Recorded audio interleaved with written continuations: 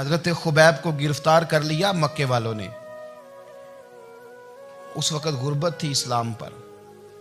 मक्के में सारे लोग इकट्ठे हो गए और चौक में फांसी देने लगे हजरत खुबैब को। कहना आसान है, करना बड़ा मुश्किल है। बंदा जेल में उलझ जाए तो मैंने बड़े बड़े सियाने लोग माफिया मांगते देखे, बड़े बड़े लोग कहते देखे हैं कि ये काम बड़ा। कैद तन्हाई बजाते खुद एक मुसीबत है। आपको अकेला रहना पड़ जाए ना, ये लॉकडाउन हुआ है तो लोग नफसियाती मरीज बन गए। अकेले रहना, तन्हा रहना कुछ छोटा काम है। हजरत खुबैब अकेले और मक्के का दौर और चारों जानिब काफर, और चौक में जब फांसी पे लटकाया जाने लगा तो अबू सुफियान बोले और बोल के कहने लगे, यार बंदा कोई काम करके बड़ा पछताता भी है कि यार नतीजा क्या निकला। तो माज़अल्लाह आपका भी नतीजा तो फांसी है, तो आपका क्या ख्याल है? ये आप यकीन करें कि लोग सही सही साथ चलते हैं, थोड़ी सी दुश्वारी उठानी पड़ जाए तो कहते हैं मैं घर ही ठीक था, पर इन्हीं पत्थरों पे चल के अगर आ सको तो आओ। मेरे घर के रास्ते में कोई कहकशा नहीं है। लोग ना मीठा मीठा खाना चाहते हैं, थोड़ा कड़वा आ जाए तो मुसीबत बन जाती है।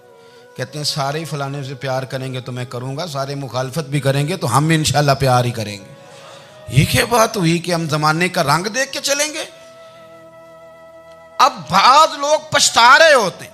हजरत खुबैब से कहा, अबू सुफियान ने अभी कलमा नहीं पढ़ते थे, कहने लगे तू इस वक्त फांसी पर लटक रहा है और तेरे नबी मदीने में और आराम में, और उनके सहाबा आराम में, अहले बैत घर में। तेरे ज़हन में अगर इस वक्त यह बात हो कि इस वक्त तेरी जगह पे वो होते माज़अल्लाह, तो फिर क्या होता? मजमा गैरों का, इलाका गैरों का। ये टाइम आया था अब नारा रिसालत लगाने का। अब टाइम आया हजरत खुबैब ने नारा रिसालत लगाना है, पर लगाना किस तरह है कि काफिर याद रखें। हजरत खुबैब से कहने लगे अगर तेरी जगह हुजूर होते तो फिर तेरा क्या ख्याल है माज़अल्लाह? तो हजरत खुबैब कहने लगे तुम अभी भी नहीं समझे। ठीक है, मैं मक्के में अकेला हूँ, सारे लोग मदीने में हैं, पर मैं पछता नहीं रहा, मैं तो फख्र कर रहा हूँ।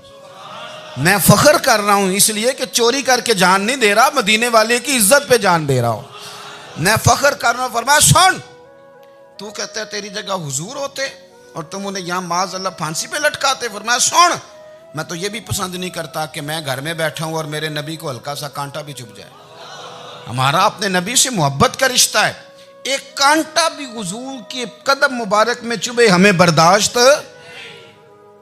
मजमा उनका था, नारे लग रहे थे, हमने मुसलमान पकड़ लिया। लेकिन हजरत खुबैब ने अकेले, अल्लाह करे आपको मेरी बात की समझ आए, अल्लाह करे आपको समझ आए, अकेले जब फांसी के तख्ते के करीब नारा लगाया ना कि मैं तो कांटा भी नहीं चुभने दूंगा अपने नबी को, अब सारे हार गए।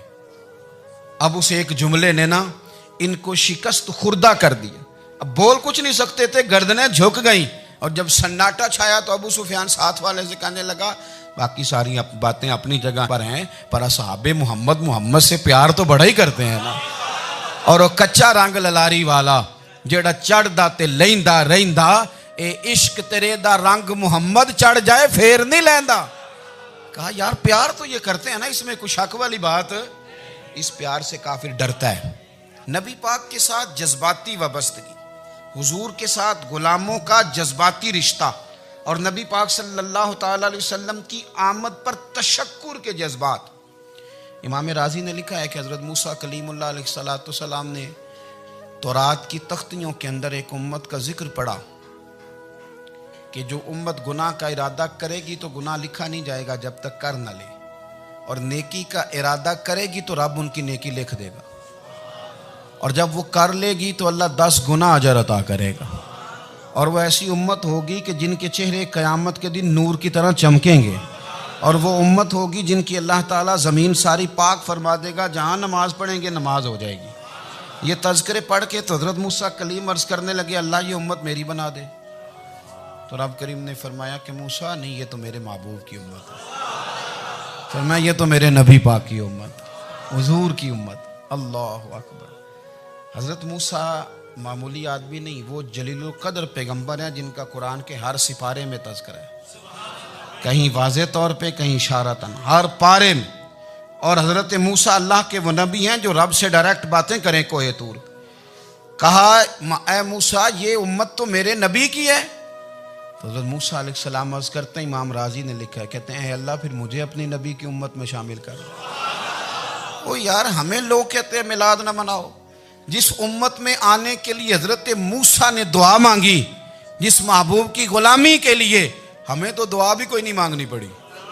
अल्लाह ने फजल से ही मदीने वाले का गुलाम बना दिया। तो हम हुजूर के तज़किरे ना करें, हम तशक्कुर ना करें, हम नबी पाक सल्लल्लाहु अलैहि वसल्लम की नात ना पढ़ें, हम हुजूर के आने पर जश्न का इजहार ना करें।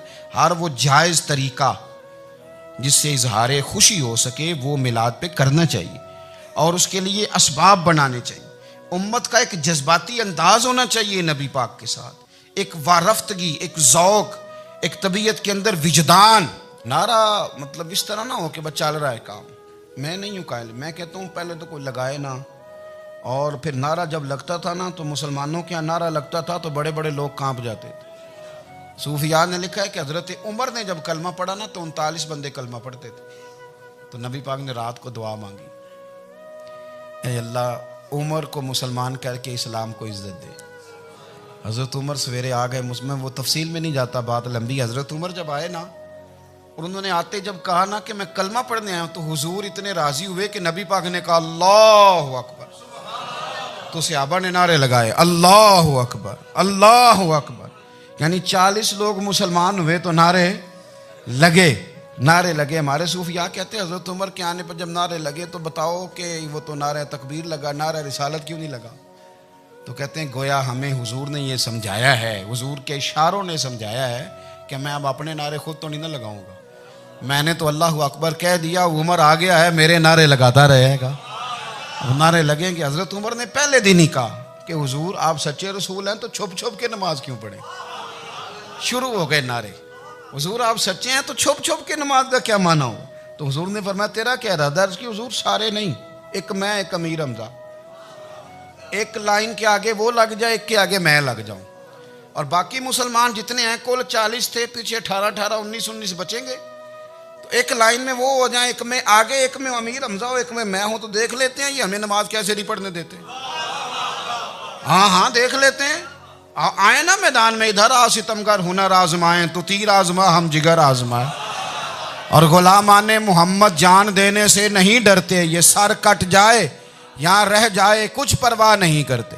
फरमाया भी पता चल जाता है ना, एक लाइन में हज़रत अमीर हमजा हो गए, एक में हज़रत उमर हो गए। पहले ये मारते थे जो हरम शरीफ में मुसलमानों के तरीके पे नमाज पढ़ता था, ये जुलूसों की बड़ी बरकत है। अंदर बैठे रहे ना चुप करके, निकल जाएं तो पता कुछ भी नहीं चलता। जब निकलते हैं ना लोग कहते हैं जुलूस क्या माना है, तो मैं बताता हूँ ना जुलूस का माना क्या है। हज़रत उमर ने बाहर निकले 2 लाइनों का जुलूस, लंबा भी कोई नहीं, बंदे भी 40, और जनाब फारूक आजम बाहर निकले तो उमर का नारा, उमर का। हजरत उमर ने यूं करके आस्तीने बाजू की चढ़ा ली और अपने गले में जो उनके रुमाल था ना उसको यूं सीने पे बांधा, और इस हाथ में तलवार थी तो यूं करके बाहर लहराई। कहने लगे ओ मक्के के काफिरो इधर आओ मेरे सामने। जिसने अपनी बीवी बेवा करानी हो, जिसने बच्चे यतीम कराने हो, वो आए मैदान में। मुस्तफ़ा के गुलाम आज सड़कों पे निकल आए मैदान में, हमारे सामने हमारा मुकाबला करे। आए ना मैदान में, हम निकले हैं। अब हम यहाँ काबे में एलानिया नमाज पढ़ेंगे, हम पढ़ेंगे। ताकत है तो आओ ना, हमारा मुकाबला करो, आओ। कुफर बजाते खुद बहुत बड़ा झूठ है, और झूठ के पैर बस 2 बंदे निकले तलवारें लेके आगे। तो फिर हज़रत उमर ने एलानिया नमाज पढ़वाई खाना काबा। तो मेरे भाई रसूलुल्लाह सल्लल्लाहु अलैहि वसल्लम के गुलाम तो जब नारा लगाते थे तो हो ही कमाल जाता था। फिर बरेली के इमाम बोले, कहने लगे पेश हक मुजदा शफात का सुनाते जाएं। हुजूर क़यामत के दिन आगे आगे ना, हमारे आगे आगे खुशखबरी देंगे, कहेंगे तुम फिक्र ना करो, आ जाओ मैं तुम्हें बख्शवाता हूँ, मैं तुम्हारी सिफारिश, आ जाओ पीछे पीछे। हुजूर न पेश हक मुजदा शफात का सुनाते जाएंगे। यकीन करें बरेली के इमाम को भी बड़ा ही रंग आता है बयान करने का। कहने लगे आप रोते जाएंगे, अल्लाह को मनाना है ना हुजूर ने। कहते हैं पेश हक मुजदा शफात का सुनाते जाएंगे, आप रोते जाएंगे, पर हमको हंसाते जाएंगे। बागे जन्नत में मुहम्मद मुस्कुराते जाएंगे, फूल रहमत के गिरेंगे, हम उठाते जाएंगे, और हश्र में होगा हमारा दाखिला इस शान से, हम या रसूल अल्लाह का नारा लगाते जाएं। हम या रसूल अल्लाह का नारा। इमाम राजी कहते हैं हुजूर ने एक रुक्का पकड़ा छोटा सा, एक बंदे को लोग दोजख में लेके जा रहे हैं। अच्छा मुझे एक बात बताओ, फैसला पहले हो गया है, अल्लाह के सामने हुआ है और फैसला हो गया और तय हो गया कि दोजख में जाना है। वो करीब पहुंच गए दोजख के, तो हुजूर ने देख लिया और बताया किसने? हजरत आदम ने। हजरत आदम कहने लगे हुजूर वो आपके गुलाम को दोजख में ले जा रहे हैं। नबी पाक आगे गए, क्या पढ़ते हैं हमारे भाई? हुजूर ने मुझे उनसे छुड़ा के छोड़ दिया। नबी पाक सल्लल्लाहु अलैहि वसल्लम आगे गए, फरमाया इधर आओ, कहाँ लेके जा रहे हो? अल्लाह के सामने फैसला हुआ है ना, फरिश्तों ने किया है ना। फरिश्ते को किसी से बदध्यानती तो नहीं ना करते, फरिश्तों ने जो किया ठीक किया है ना। क्यों लेके जा रहे हो? सोनिया गुनाह ज्यादा है, नेकियां थोड़ी हैं। फरमाया मेरे सामने तोलो। किसी फरिश्ते ने नहीं कहा कि सोने हम माज़अल्लाह हमको बेईमान है, हमारी कोई इससे जिद चल साडा को बनना सान जाए दे नाल। भाई मेरा मतलब है सही तोला है, फैसला है, फरमाया दोबारा तोलो। गोया रब भी फरमाता है जैसे मेरा महबूब कहता है वैसे ही कर। और कोई नहीं, दोबारा तोल लो, कोई हर्ज नहीं, तोलो ना दोबारा। फरिश्ते दोबारा आएंगे, उन्होंने दोबारा तोला, एक पलड़े में नेकियां एक पलड़े में गुनाह। अब वो गुनाह फिर ज्यादा निकले तो नबी पाक ने ना जेब से इतना सा रुक्का निकाला। रुके का भी कोई वजन होता है, वो हुजूर ने नेकियों के पलड़े में रख दिया, नेकियां बढ़ गई। फरिश्ते भी चुप कर गए। चलो भाई जन्नत में। मेरी तरह का था ना, पता सारा है सरदार ने की थी, पता तो था ना उसे, मन आनम के मन दानम। तो सीधा हुजूर के कदमों से जा लगा, कहने लगा सोने मैं तो सारी जिंदगी गुनाह करता रहा, ये कौन सी नेकी है? तो हुजूर फरमाने लगे चुप कर, जन्नत का दरवाजा खोल गया, तू जा जन्नत में। हुजूर रुके में क्या है? फरमाया तूने एक दिन दरूदो सलाम नहीं पढ़ा था, और मैंने तेरा संभाल के रखा हुआ तेरा दरूद शरीफ, वो नारे रिसालत भी तूने लगाए थे, वो तो खोल के मेरे तज़किरे मैंने तेरा संभाल लिया। दोज़ख में मैं तो क्या मेरा साया ना जाए, क्योंकि रसूल पाक से देखा ना जाए, मेरे रसूल पाक। और मेरी बात सुनो, मैं भी आपको खाना नहीं खिलाता, लंगर मेरे संगी खिलाते हैं, मेरे दोस्त आपको खाना पेश करते हैं। हर जगह आप जाते हैं तो वहाँ कुछ लोगों की ड्यूटी होती है, लेकिन तिरमिज़ी शरीफ सियासिता की हदीस है। हज़रत अनस ने पूछा था हुजूर क़यामत में कहाँ मिलेंगे? फरमाया हौज़े कौसर पे। हुजूर वहाँ अनस पानी पिलाएंगे कि बिलाल पिलाएंगे कि सुहेब पिलाएंगे? फरमाया नहीं, उम्मत प्यासी आएगी तो मैं अपने दस्ते मुबारक से पानी पिलाऊं। हुजूर वहाँ ना मिले तो फरमाया पुल सिरात पे आना, उम्मत गुजरेगी तो मैं रब्बे सल्लिम की दुआएं करूँगा। तो आला हज़रत फरमाते हैं जब हुजूर दुआ कर रहे हैं तो डरने की ज़रूरत क्या है? खुदा की रज़ा चाहते हैं दो आलम, खुदा चाहता है रज़ाए मोहम्मद। रज़ा अब पुल से वज्द करते गुजरी कि है रब्बे सल्लिम दुआए मोहम्मद सल्लल्लाहु। तो हुजूर वहाँ मुलाकात ना हुई तो फिर इस हदीस को भी ये हदीस मजबूत कर देगी। हुजूर फरमाने लगे फिर मिज़ान अमल पे आ जाना, उम्मत के अमल तुल रहे होंगे और मैं कामयाबी की दुआएं मांग रहा हूँगा।